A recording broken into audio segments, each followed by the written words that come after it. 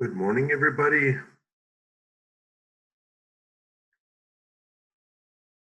morning, Professor. My goodness.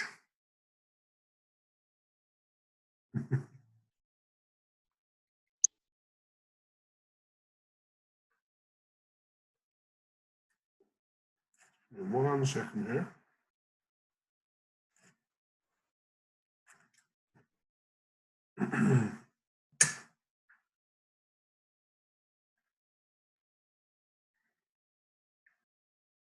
So,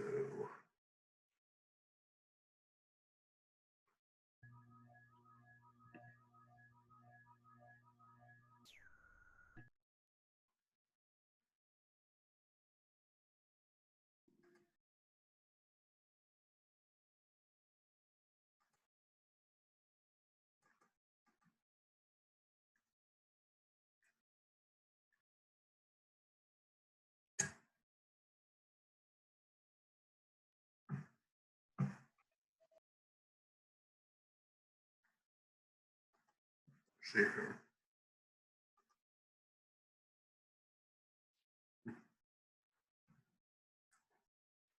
I'm in the grass. I'm the size of an ant.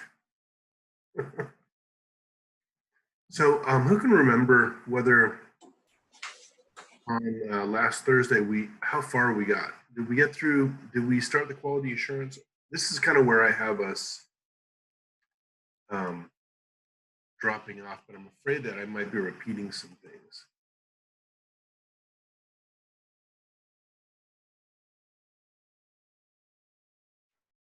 Does anybody have some notes or something that we can look back on?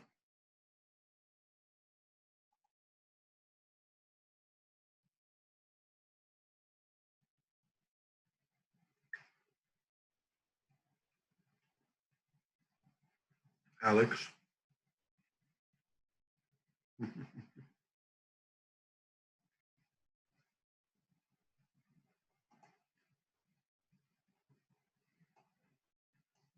Let me see here.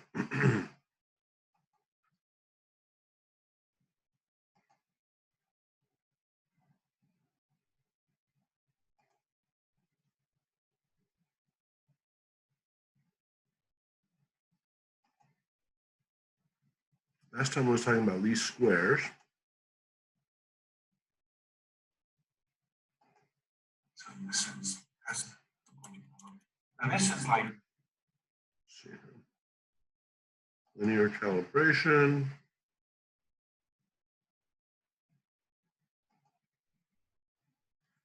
Quality assurance.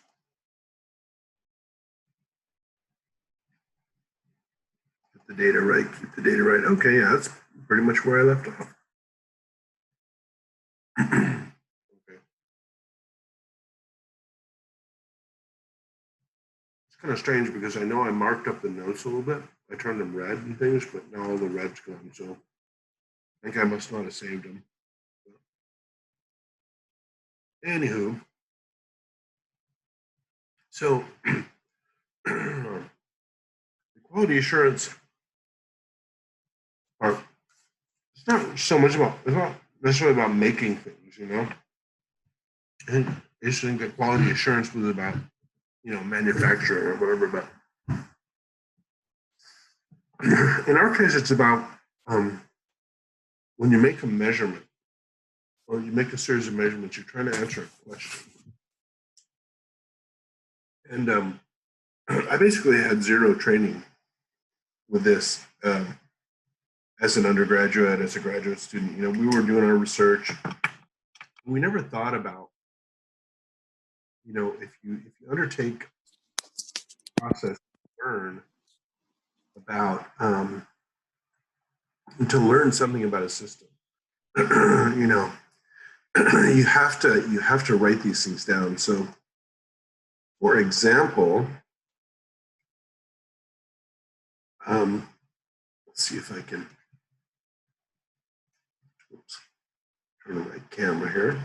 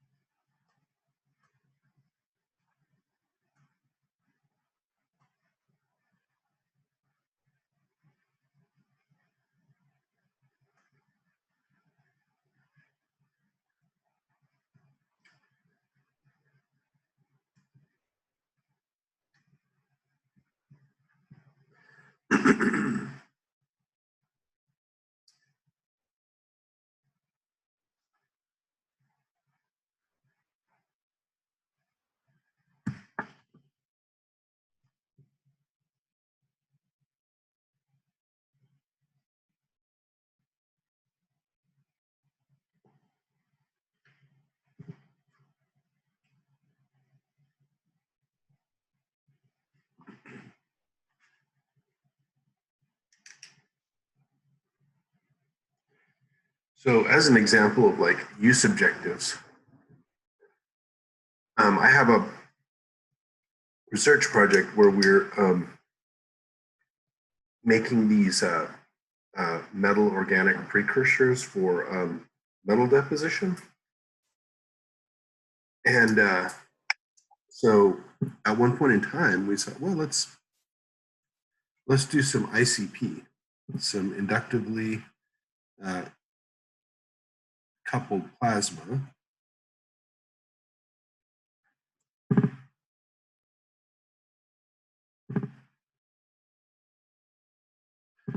It's optical emission, OES. It's a type of spectroscopy where you pass the a solution of the analyte that you want to analyze into a big machine, and it makes a plasma. It has this torch head that turns all of this that flows argon through it and makes this big argon plasma. And you can look at the emission from the plasma and determine how much analyte's there, you know. And so, well, you know, what we were trying to do was we're trying to validate the amount of, for example, gold is in a gold film that we might make. So let's say that we could write a specification that we want to know within 1% the amount of gold in a thin film.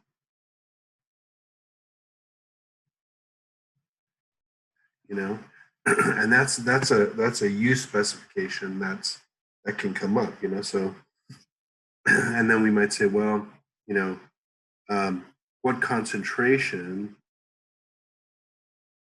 is the gold in the starting solution, and then what detection limit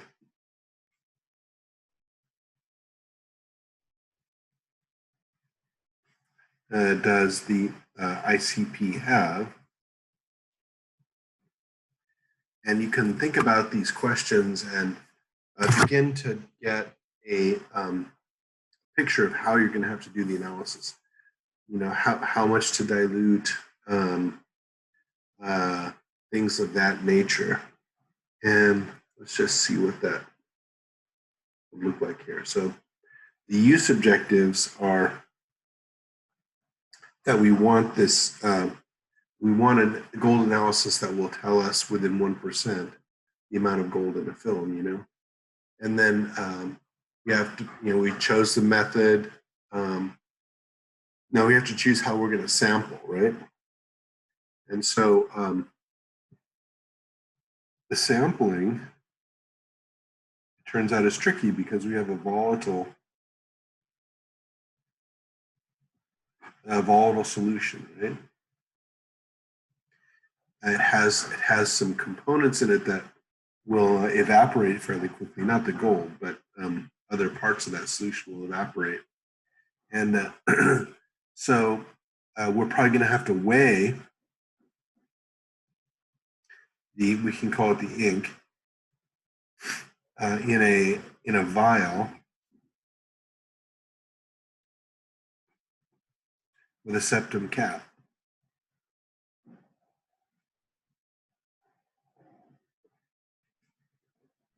You know, and we'll have a little, we can inject in there with a syringe, and we can weigh a certain amount of gold in there, right? Gold ink, right? And then then we're going to have to, then we have to dissolve it in, say, strong acid, right? Etc. And so this is how one would start going about setting up an analysis, is looking at the bigger picture of your problem and then going from the bigger picture down to the details that you need to do for the analysis. So, so it's sort of a boring thing, but like I say, I've fallen off this cliff once or twice, and it's pretty embarrassing, really.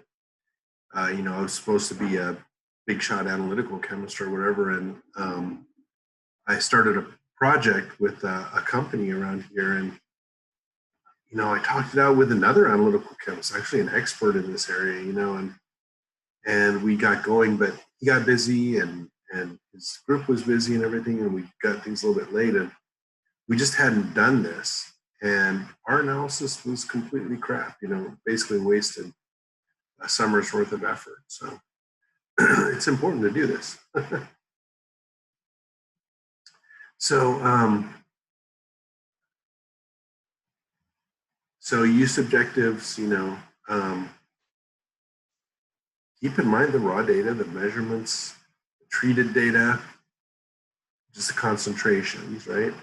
And then the results are the statistical analysis of your data, right? So you might say that the quantity that you measured is or is not in agreement with some accepted value, and that would be the statistical base, right? You know, how to do the sampling, how many samples are needed, is your sample going to degrade? What are the practical constraints? You know, you can't use, for example, a lot of the gold that's too expensive. You know, you want to use a ton of time or material, because really what you want to do is work with the, you don't want to, your company or your research isn't just about measuring the gold, it's about using it, right? And then what level of accuracy, like that's the 1% accuracy, 1% precision value that we're looking at. And rates of false positive and negative isn't applicable to the gold film question, but you know, if you're talking about a some forensic question or some diagnostic criterion, then false negatives and positives are obviously important, right? For example, for a cancer study,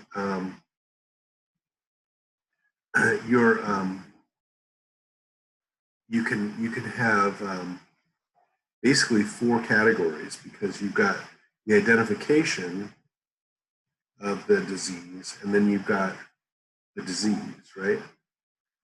So that's funny to make that distinction, but it's a very real one, right? Because you take a test, and it's supposed to tell you whether or not you have cancer, right?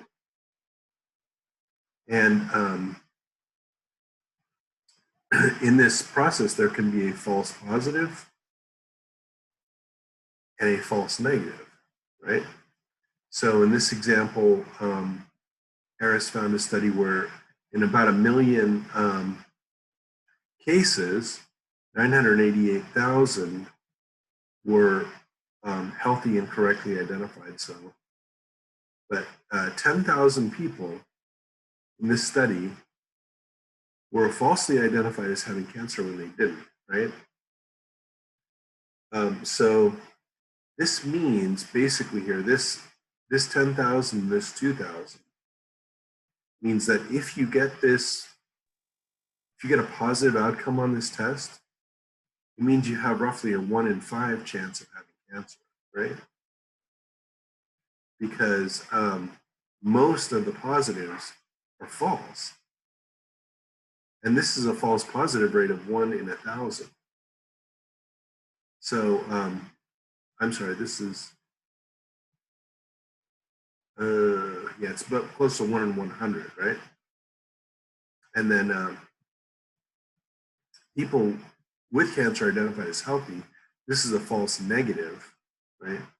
There were only 20 of them. So this is what's called the Bayesian trap here.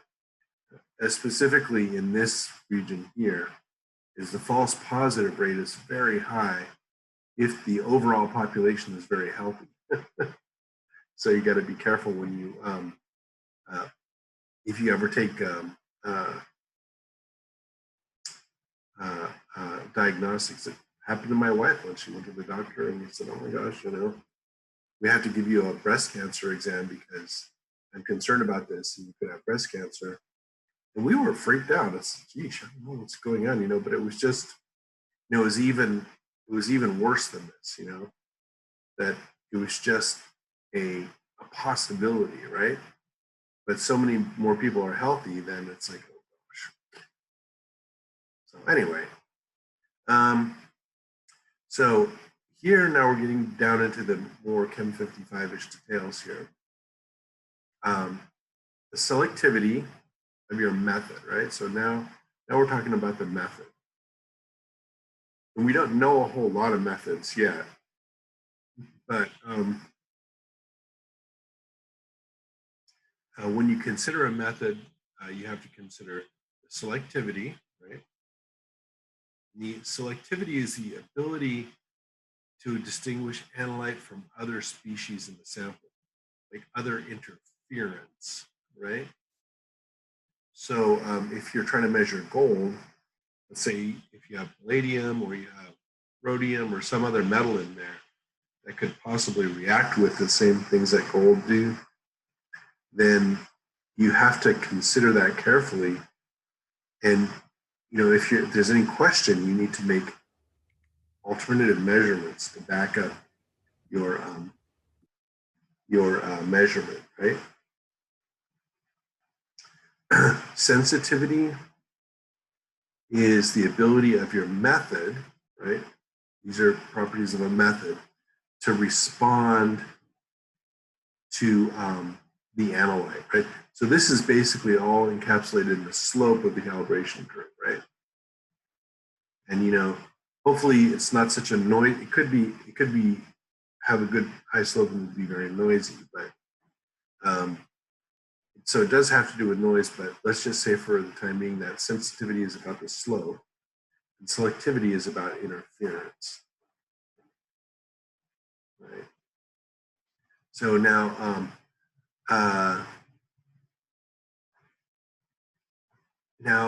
one way to address the selectivity part is that is to run a blank, right? And a blank will contain no analyte, right? And it will account for interference in that way, right? It'll give you a null signal for the interference and for the, if you, like for example, if you're analyzing zinc, it's hard to get zinc out of water,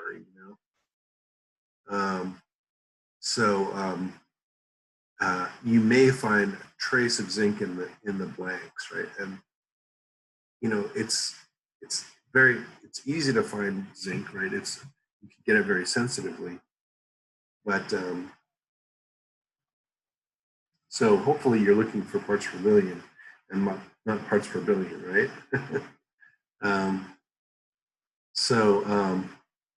And so if you frequently measure a blank, right? If you remeasure your blank, then you can normally detect whether there's analyte from previous samples or whether there's analytes in the reagents. You can sort of sort some of these things out, right?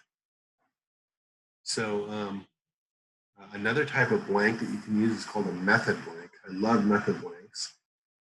And method blanks, if they're done correctly that is, will have all the components of your specimen except the analyte. So,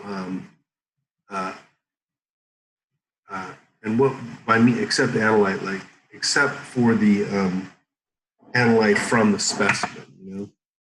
We should really say from the thing that you're tasked at analyzing, you know. If you're trying to analyze a chocolate bar or anything, then this is really difficult because you need to find out, so for example, if you're doing caffeine and chocolate, you have to have a caffeine-free chocolate bar, you know. Or at the very least, what you could do is you could like go through all the motions of analyzing chocolate, but putting no chocolate in it, right? So that means you've got to like take the solvent and mash it up and do all this weird extraction and stuff. As an example, right? We in Chem 155 we analyze a vitamin tablet, right? When we do a method blank by in parallel, we run 5 samples, two unspiked, 2 spiked, and 1 method blank. And the method blank is just some water that we take through the process. We add acid, we add base, we centrifuge, we dilute, we filter, all these things. The same things that we do to the analyte, we do to the blank, to the method blank, rather, you know. So a method blank is something that's treated with the analytical method, you know. And then, you know, if you get some analyte in the method blank, you can subtract it. But hopefully you don't see analyte in the method blank, or you see a very small amount, right? A reagent blank is something to blank the instrument, right? It's a pure blank. That's for the instrument, right? And then a field blank it's like for court, you know. A field blank is like if you have to collect specimens in the field, and it's a real sensitive analysis. It could be for DNA or something like that. Then it's actually real helpful if you take a bag out with you. If you're going to collect samples in a bag, you take your bag out, you open it up, and then you open up your actual sample bag and you put things in the sample bag. You just expose them to the same environment, right? Then you close them both, right? And then you take that bag through the same, you know, the fictitious contents of that bag, you take it through the same process, so that if you're going to get false positives, they should show up in the field blank. It sounds extreme, but it's important for especially DNA type forensics. So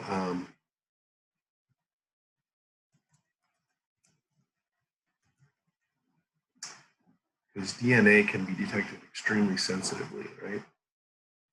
So method blanks, reagent blanks, and field blanks are 3 types of blanks that we can use, right? Now, here's a method. Spike recovery is a method that we can use in order to validate our instrumental response, right? So spike recovery says it speaks to the sensitivity of our overall method.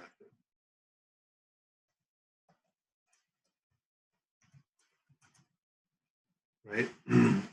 So what a spike is an intentionally added amount of analyte. So again, for 155, what we do is we,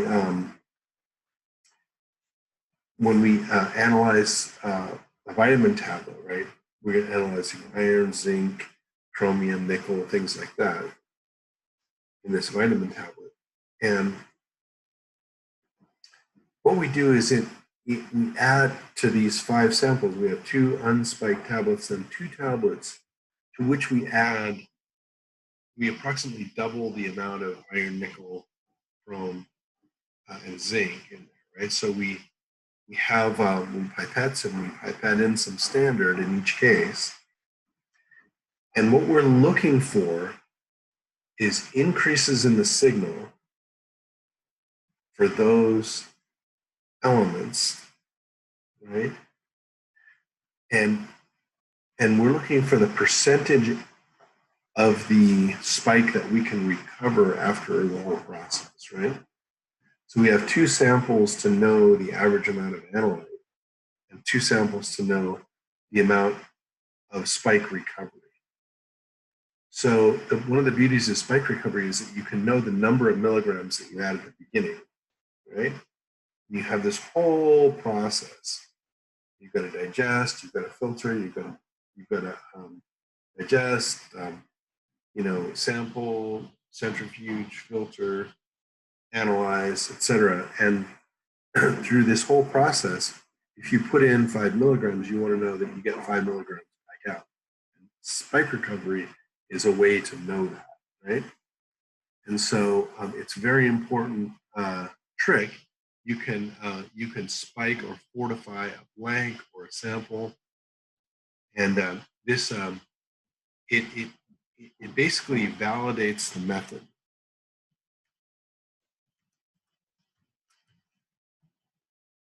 Right? If you get a good spike recovery, then your method is to some degree validated, right?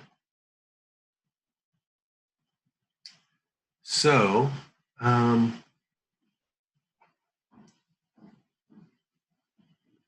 we're going to do some calculations with this. So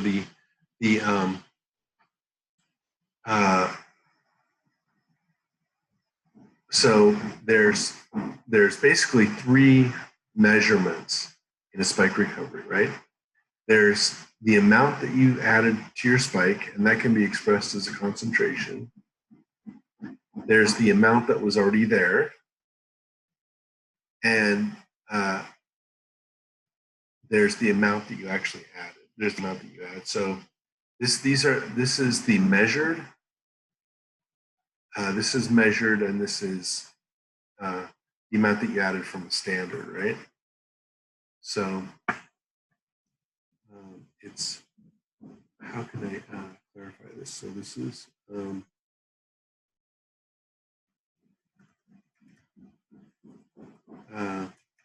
measured minus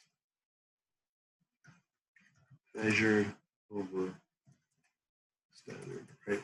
So it looks like a bunch of gobbledygook there, right? Because it's CCC, right? But there's 2 measurements you make. One is a measurement of the spike. One is a measurement of the sample, right? And the spike should be greater than the sample, right? Because the spike sample is a sample to which you've added some analyte, right? So it grows.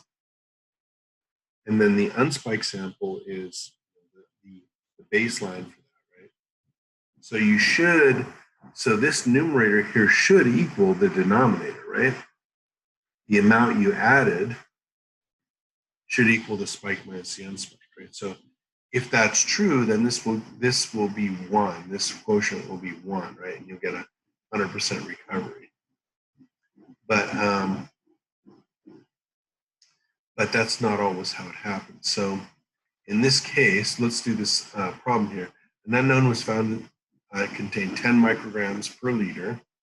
A spike of 5 microliter was added, and the spike sample measured to be 14.6 micrograms per liter, right? So let's just think about this for a second, and who can tell me whether in this case our spike recovery will be greater than or less than 100%? Looks like less than. Yeah, exactly right. Exactly right. So there's 14.6 is the spike sample. 10 is the unspiked. So 4.6 milligrams is in the numerator. 5 is in the denominator. And so 4.6 over 5 is like, I don't know, it's about 90% recovery, right? So let's check it. That comes out to 92%.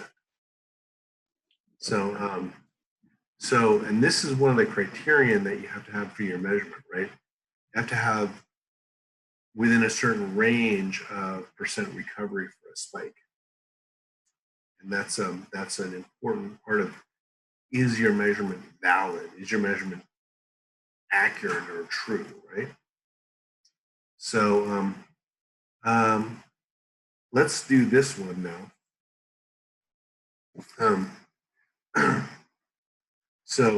Let's say that we have, we want to calculate the percent recovery. If this 5 milligram spike, or 5 microgram spike to a 10 microgram sample gave 15.3 mics per liter on analysis, right? So the way to do this guy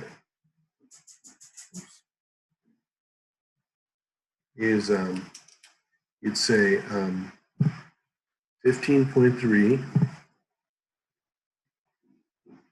micrograms per liter. This is C spiked, right? Minus 10.0 micrograms per liter over 5.0. This is the spike. This is the unspiked. Or this is spike magnitude, right? And this is known because it's a standard.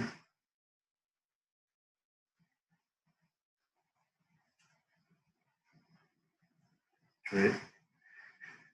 10 is the unspiked sample measurement.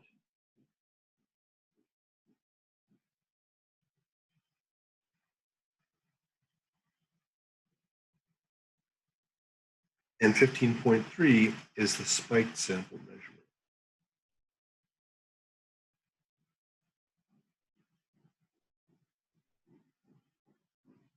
So you measure 10, and you take an identical sample, you add 5, and you measure it again, right? And this should be 100%, right?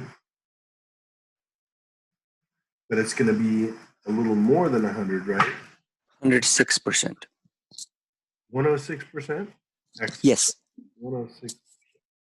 Beautiful. Exactly right.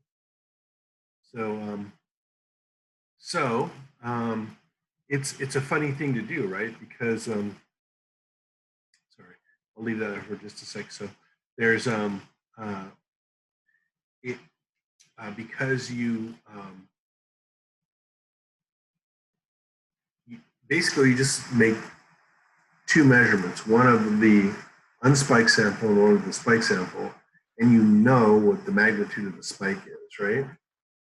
Because you use a standard to make it. And this, in theory, should equal 100% in theory, right? But it's never exactly 100%, in reality. So, sometimes they vary pretty wildly, and that's always disappointing. But it's always a very important thing to know if your sample is going to vary wildly in that way. So there's spike recovery, right?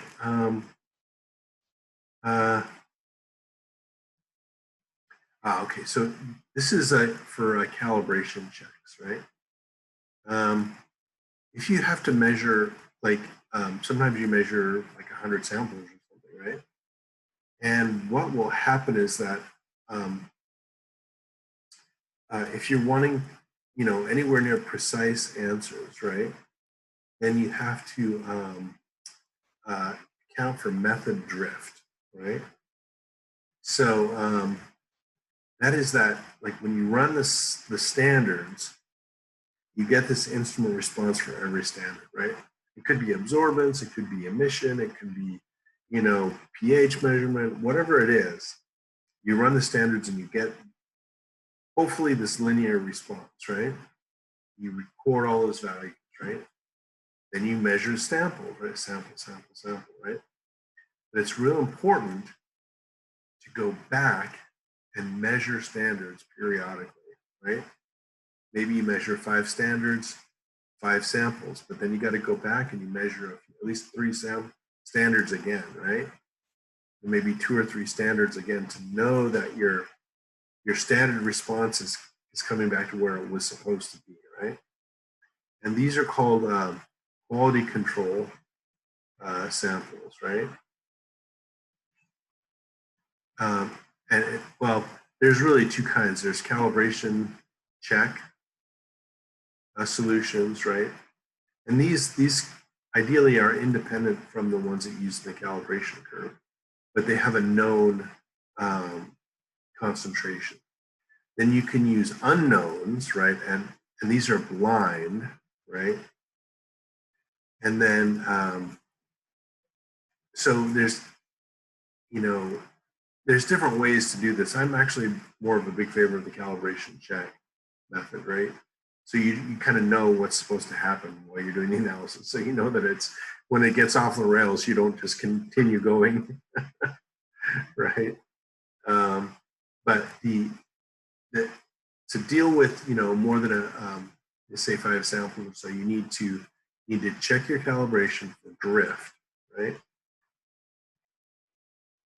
And then if it's drifting, well then, and you check it by running calibration solutions again, and they're all part of your SOP, right? Your standard operating procedure, right? So let's see here. Now,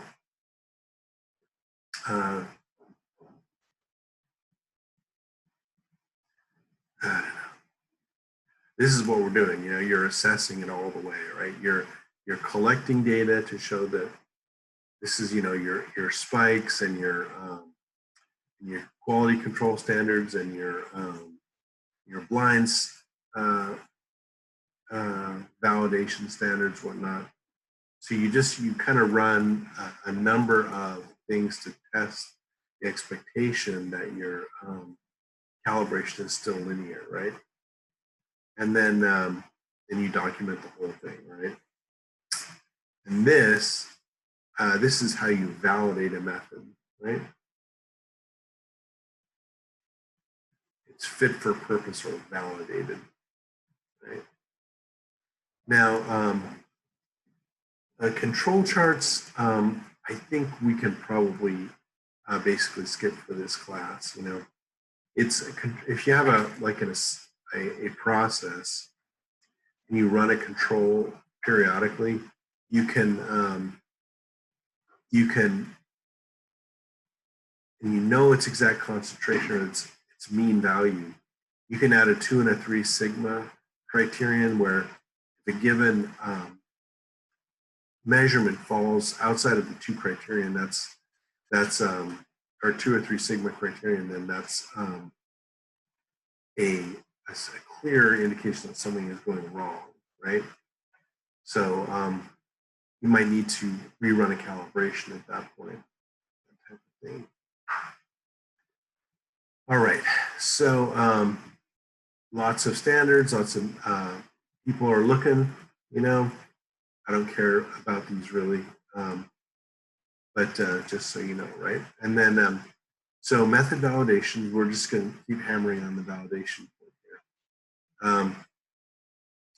Selectivity, linearity, accuracy, precision, range, limited detection, limited quantitation, and robustness, right?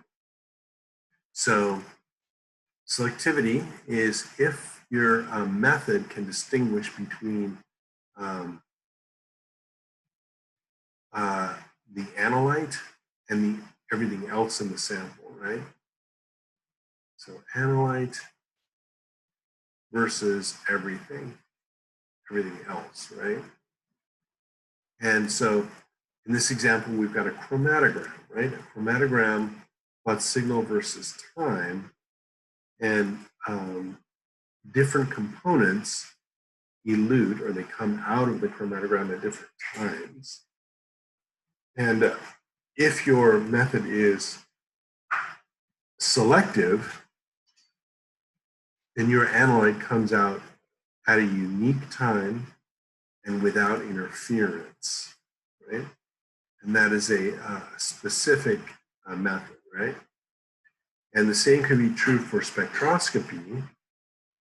If your analyte presents at a wavelength that is unique to that analyte, then you have a selective method there as well. Linearity, well, we already kind of know about this. You can use R squared. I don't really understand the damn thing mathematically, but it's a measurement of how close to a line the data fall and how sloped they are, right? Because if it's a completely flat line, then R squared will be 0. But anyhow, R squared should be 0.995 to 0.999, right? And then you have to plot the data, obviously, to make sure of that, right? And then another real important one, often missed, is a residual plot, right? So let's look at example 5.2 here, and you can see that there's fluorescent signal versus quinine concentration. And the quinine concentration is just increasing 1, 2, 3, 4, 5, 6, 7, 8, 9, 10, right? And the signal seems to be going up just perfectly, right along with those lines, right? Now, however, if you plot the difference between the points and the line, that tells you the residual, the difference in magnitude between the point and the prediction of the line, right? So here the point is below the line, and here it's above the line. And what you can see here is that when we start out at point 1, we're almost 30 units below the line. When we get up to 5, we're like 20 units above the line, right? And you can see by plotting the residuals for the line versus the same quinine concentration that there is a systematic error here in the calibration, right? The calibration assumed the data were linear, but they weren't exactly, right? So now if this happens, you have to assess whether or not this is acceptable or not, right? So, let's just say here, the residual d sub I is equal to y sub I minus the y predicted, right? Or y sub I minus mx sub I plus b, right? This is the prediction, and this is the measurement, right? Measured minus predicted. So,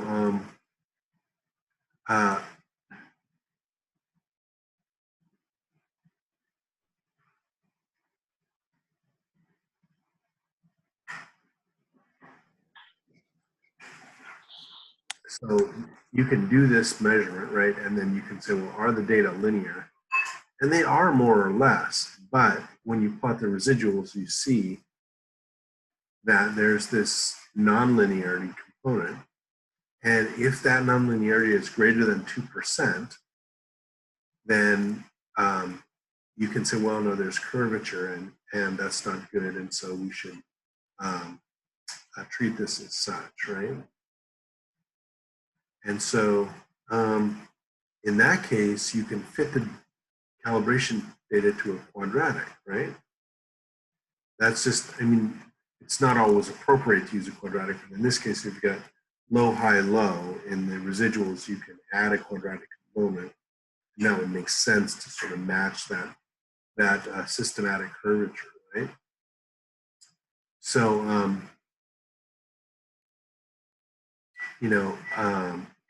so there's this thing about the weird blank thing. I don't really, this is a bit of a red herring there, right?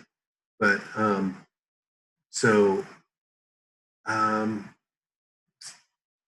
anyway, we'll come back to this, right? But the accuracy is the nearness to the truth, right? And to establish accuracy, really the best way is to use a certified reference material, right? And this is something that always bothered me a little bit about analytical chemistry, because you're supposed to be like able to know something, right? But you don't know anything. You're always dependent on standards, right? And these are just things that are measured more and more carefully in a lot of ways, right? But the ultimate standard is a certified reference material. And these are obtained through the NIST, and they're real expensive, but you can get chocolate with a certain amount of caffeine. You can get, all kinds of different weird consumer type items. You just have known amounts of certain impurities, right? Or even the pure components are known, right? And then and the thing about a certified reference material is it has your analyte in a matrix, right? And matrix here is referring to the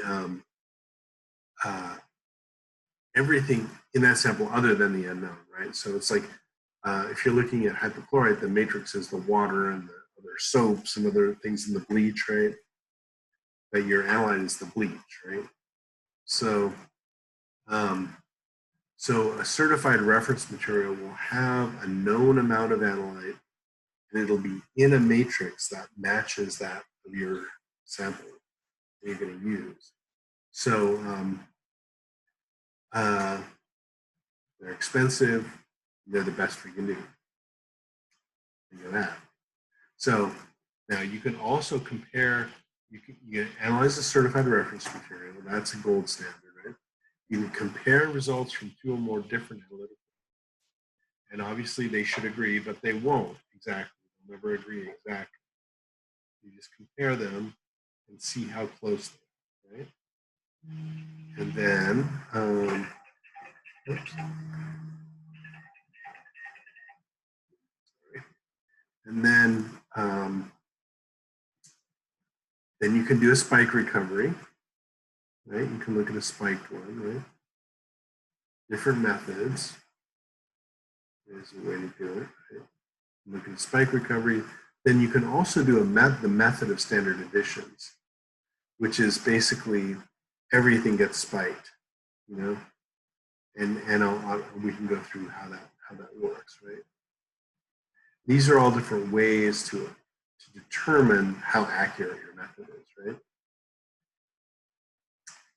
Okay, so here's how to get through that. Here's how to do a spike recovery with that guy, etc. It's not super important that we necessarily go through all this,